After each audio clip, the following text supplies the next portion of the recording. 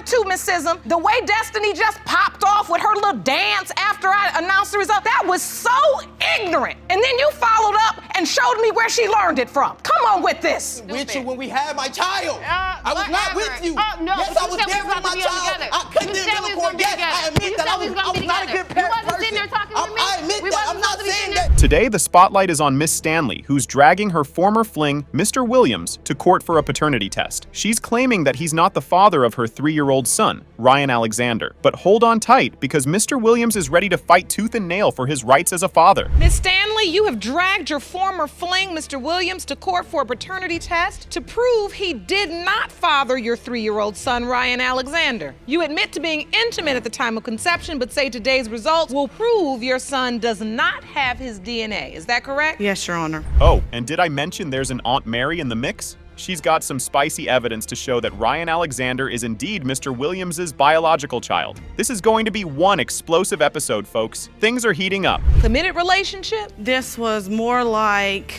a sexual type kind of relationship. Loser relationship. I never loved him. It was a mistake. No, Your Honor, excuse me, she's wrong with that one. She's a liar. What? How did you see the relationship, Mr. Williams? Explain. She had us planned out getting married. She had us planned out get the cake. She had us planned out get I was taking her kids back and forth to school almost every day. Miss Stanley admits to being intimate with Mr. Williams around the time of conception, but she's confident that today's results will prove her son doesn't have his DNA. But wait, Mr. Williams isn't buying it. He believes Miss Stanley just wants him out of the picture because she has a new man in her life. Drama, drama, drama. This is a message, a text message from Miss Stanley? Yes, ma'am. That says, did you hear that me and Chris is gonna get married? Yes, ma'am. Is this a message you sent? No, Your Honor, it is not. Yes, ma'am, it is. No, it is not. Yes, ma'am, yes, it is. Oh, well, then let's pull up my Facebook page and let her Well, then let's do that. Then let's do that. Let's do it. Let's do that. Let Because I know Chris you fight are his as own well. battle. And here comes the first bombshell. Aunt Mary pulls out her phone and reveals a text message from Miss Stanley claiming that she and Mr. Williams were planning to get married. Oh, the plot thickens. Let's see what Miss Stanley has to say about this. Everyone is going to get an opportunity to present their case and their side of the story. All right, so Miss Combs, you did say that at some point Miss Stanley told you he was the father of Ryan Alexander. Is that true? She's always told me since the boy was born that it was his.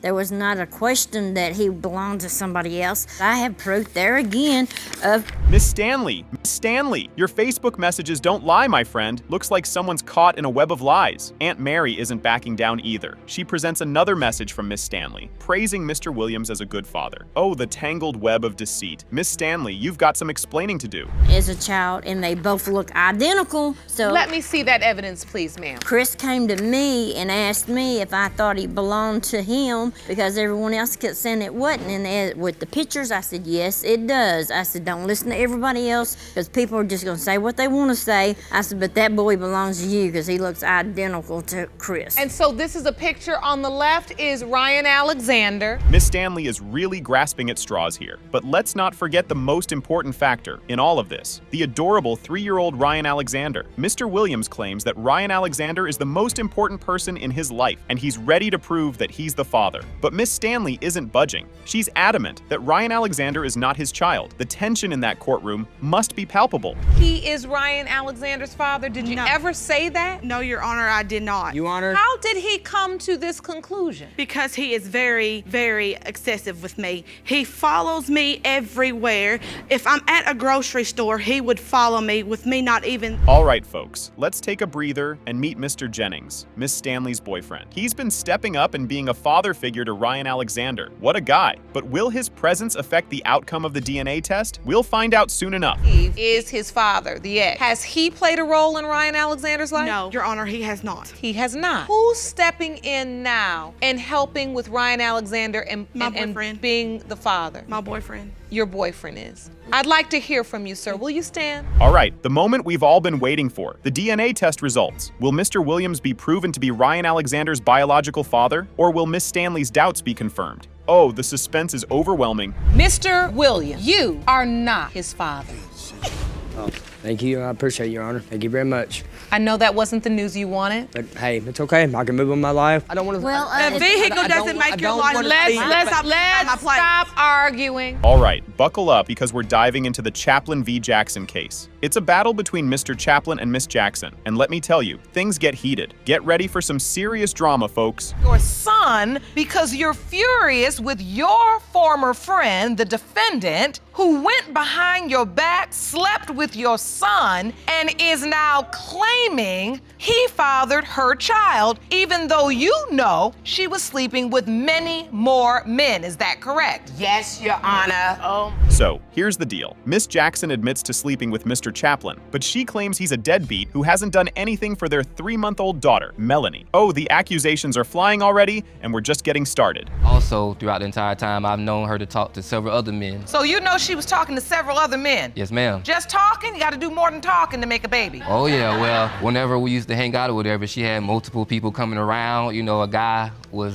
spending a lot of time with Your her. Honor, can I intercept? Yes, Miss Jackson. Me and Dominique was having sex numerous of times every day. Mr. Chaplin, on the other hand, is positive that he's not the father. He's 100% sure, folks. Can you feel the tension in the courtroom? It's about to explode. Now, let's meet Miss Jackson, the woman who slept with her friend's son. Oh, the scandal. But she's not holding back, folks. She's calling Mr. Chaplin a deadbeat and claiming he's the father. This is gearing up to be one epic showdown. So hold on. You admittedly slept with your best friend's son. We was not best friends, Your Honor. We was only friends. Okay, so your friend's son. It doesn't matter. Her son is grown. So the point is you decided that it was okay to sleep with your friend's son. Me and her son I'm from was the old friends. school. I'm 48 years Girl, old. and you where dang I 13 come years from, older and than any me, other honey. woman my age, You're 13 I years don't older care than if me, he's honey. a sin or not. Hold on tight because the arguments are flying like stray bullets. Miss Jackson accuses Mr. Chaplin's mother of brainwashing him, and the insults start flying left and right. It's a verbal boxing match, folks, and we're here for every second of it. So you befriend her once you met her. Yes. And you all started what? You Going to the school dances, I got pictures of that. They need to put it up there. I fed them. I put them in my house. All them pictures that you see, that pictures you just put up there, we was to the school children's dance, Valentine's Dance, so that was in February. My son didn't get there till June. I was a young mother from 14. Mr. Chaplin, with his cool demeanor, stands his ground, insisting that they were never in a relationship and that Miss Jackson was seeing other men. Oh, the plot thickens. This case is like a soap opera on steroids. Listen, this is a young woman. I can relate to where she is. I Yes. want to help her. I want to guide her. Yes. I want to empower her Yes. to do better and to raise her children. Yes. Throughout that process, you know you have a handsome son. Did you caution them and say, listen, Not at that time because I don't have friends that sleep with my damn children. I'm sorry. Yeah. I don't That's have all right. friends that sleep with my children, so I didn't think nothing of it. Miss Jackson is not one to back down, folks. She claims that Mr. Chaplin is lying and that they were intimate multiple times. Oh, the drama. The courtroom is on fire, and we're just getting warmed up. From the time that we're together, we And talk don't about forget the girls. not Add only them that, two in there too. not Y'all only, all right, and We not know only they ain't that. the daddy. and not only that, one day we were walking down the street and a couple of guys were honking the horn, you know, trying to get her attention. But these are people that she knew, not just people who just thought she, you know, looked at her. And one guy stopped. He rode by and spoke, came back by and had to stop the car to speak to her. He's like, you know, why haven't you been answering my phone calls, or why haven't I been able to catch up with you? The judge is struggling to maintain order as Miss Jackson and Mr. Chaplin's mother go at it. It's a battle of words, folks, and they're not holding back. The gloves are off, and this case just turned into a full-on brawl. Jerome just turned from a bailiff to a referee. okay, now, Miss Jackson, is what Ms. Robinson testifying to true? it was only one other man, but at the end of the day, me and Dominique was having sex every day. Shut up, Mario. Miss Minute, I Jackson. hope while you up there riding him out, you can take care of this dang on child support when this DNA test come back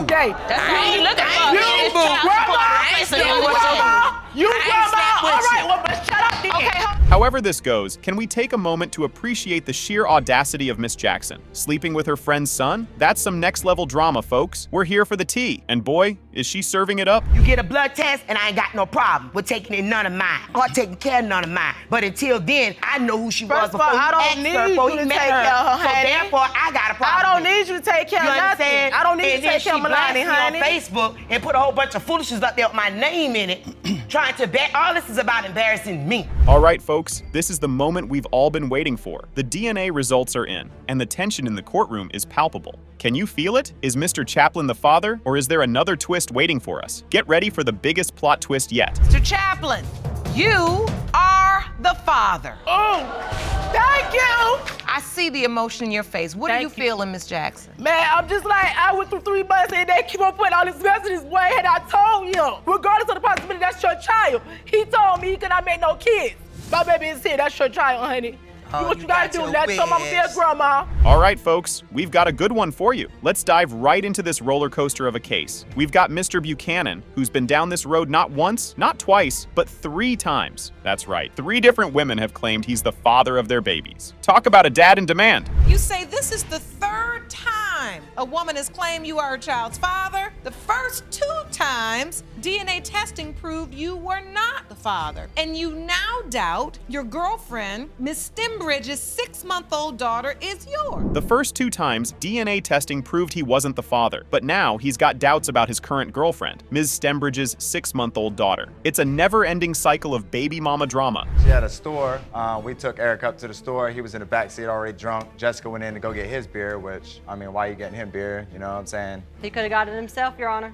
Well, you went in there to You're get his it. best You went friend. in there to get it for him, You so. should have got it. So I you mean- got into an argument over the beer? Okay, so you're best friends with him then, obviously, if you went in there. But anyways. Mr. Buchanan is convinced that Ms. Stembridge has been getting cozy with his former friend and roommate, Eric. Can you imagine the betrayal? So, they all find themselves in paternity court, ready to spill the tea and get to the bottom of this messy situation. Let the drama ensue. Whenever you're full of lies, you know what I'm saying? I put my faith into this woman, you know. I've been taking care of her and stuff. And to go back before this now, when I got locked up under false pretenses, Kay, check this out, all right? You notice I'm not even going there. I'm not even going to ask a question about these false pretenses. Keep going. Mr. Buchanan wastes no time dropping bombshells left and right. He claims that Eric, his supposed best friend, told him, and I quote, "I slept with your girl while you're locked up." Ouch, that's gotta sting. Even your best friend. I'm blaming her because she knew better. She knew better. He was single. I don't blame him for nothing. Single man do whatever he wants. Should've let me get you out of She's with jail. somebody. She's with somebody. All right. So when you're with somebody, you're supposed to be devoted to that. Exactly, you sure All are, right? but you ain't thinking about how you trying to sleep with other She ain't women. talking to you right now. We telling this I right don't now care from who this she's side, talking all to, right? I'm talking to you. All right, check this out. But that's not all, folks. Mr. Buchanan also reveals that when he got out of jail, he walked in on Ms. Stembridge and Eric partying it up with some questionable lemon drop shots. Lemon drops? More like love drops, am I right? She already knows. Look, I ain't talking about no candy. There was 2 shot glasses laying on the table. When you walked in and you saw the drinks out, in your mind you thought she's drinking with him again, and she said that was only a one-time thing. Okay, check it out. She told me about the beer. So when you picked me up, why didn't you fair warn me about the liquor before I got home? Why are you gonna let me find out by myself? Because you forgot.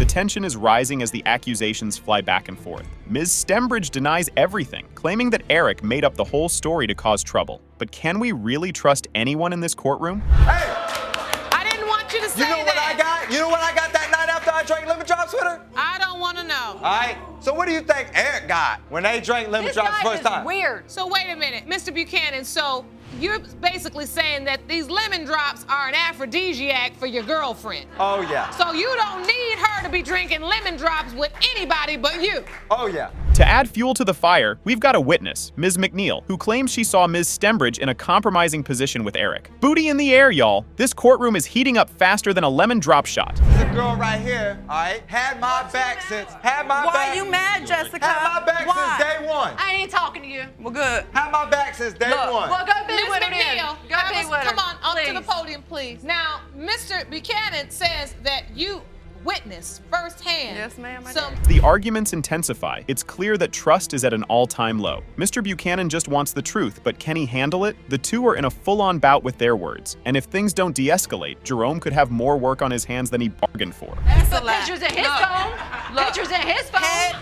Yeah, in his phone. See, that's wrong. right, in his I phone. weren't even That's laying right. that way. I weren't even She laying went that like way. this. No. All I saw was booty. Hold on, Miss Stembridge, let me hear this. Now, Ms. McNeil, what now? I come in to Eric's room to come pick something up. All I saw, her head towards his closet and booty in the air. No. A liquor bottle right here on the counter.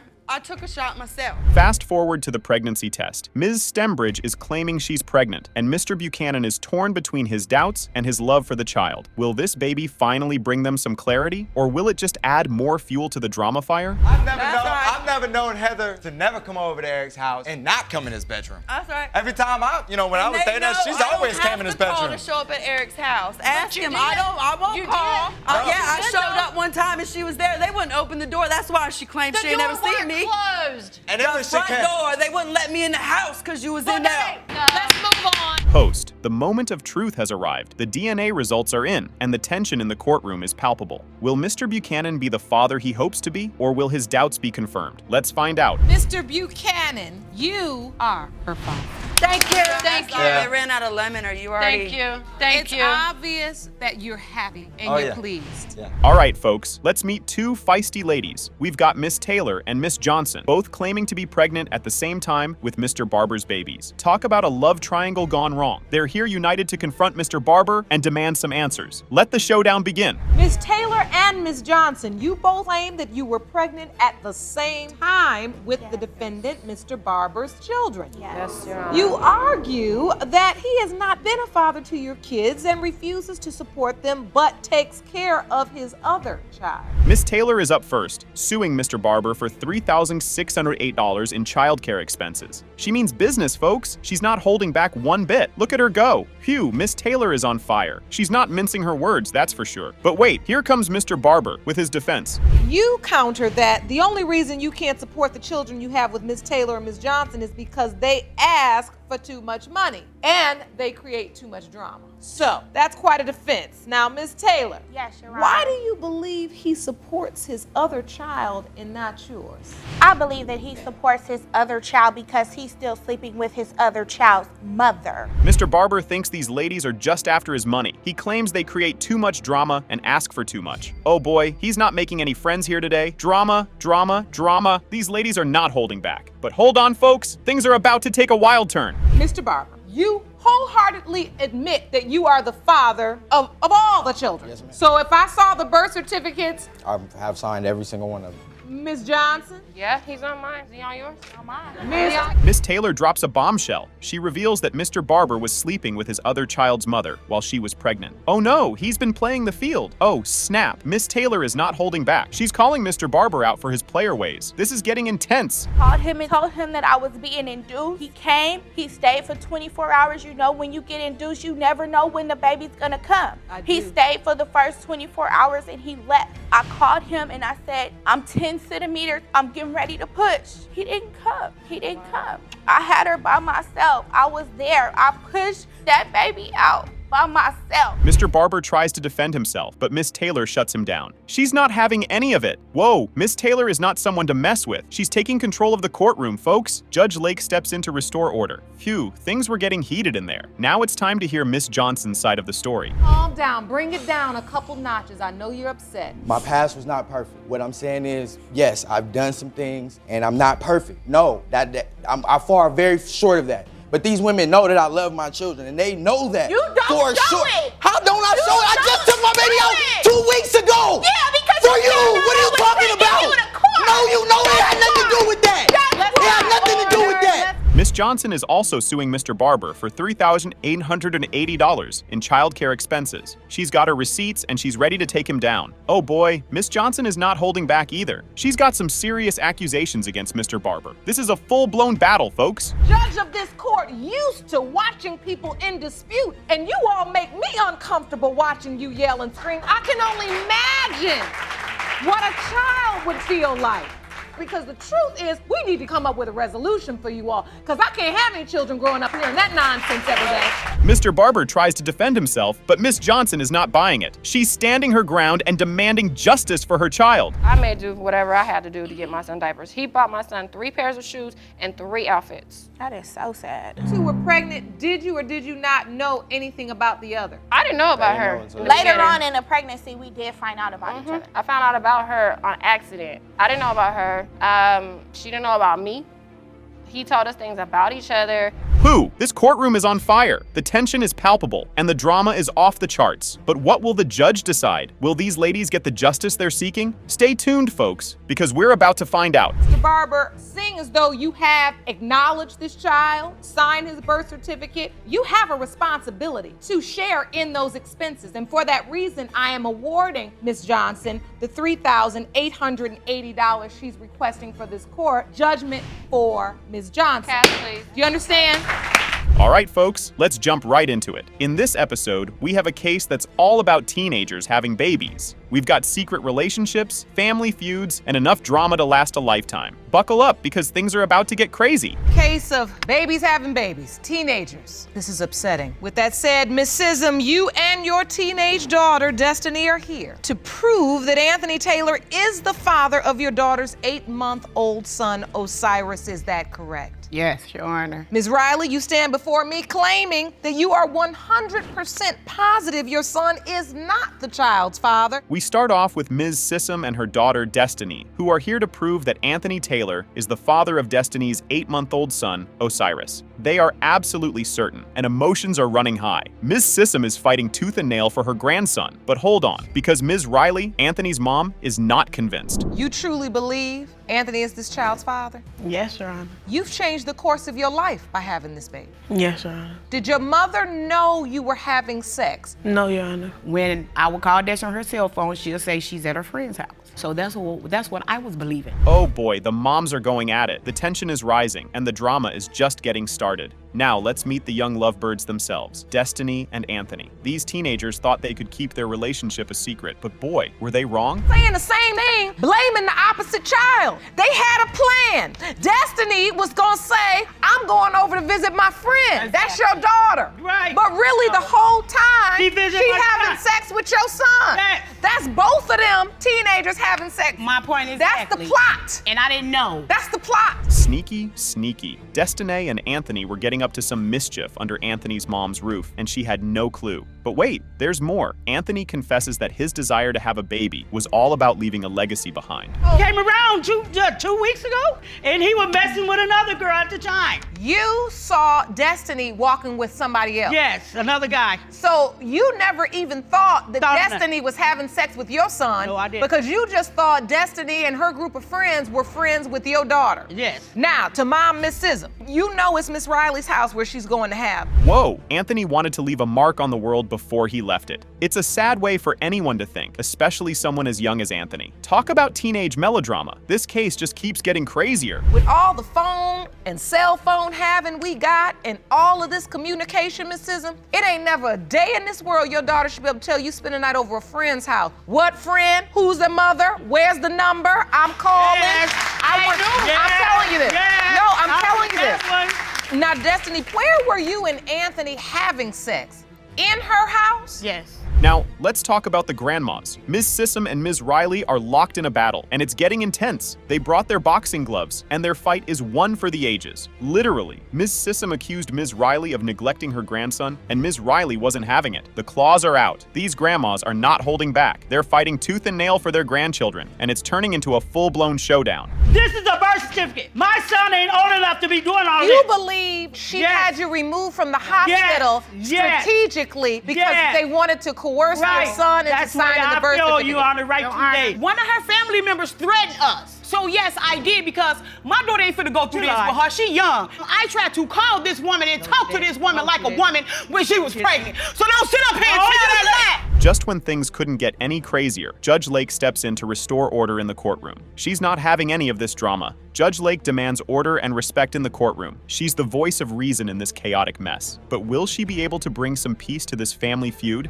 You have to consider whether that's in your best interest. Do you understand? Yes, Your Honor. We're here now. Osiris is here now. You all are kids. You don't know what the world you're doing. The rationale is so irrational, it's scary. I get the reason, but the immaturity and the lack of understanding. All right, folks, it's time for the moment we've all been waiting for. The DNA results are in. The tension is through the roof, and everyone is on the edge of their seats. Mr. Taylor, you are his father.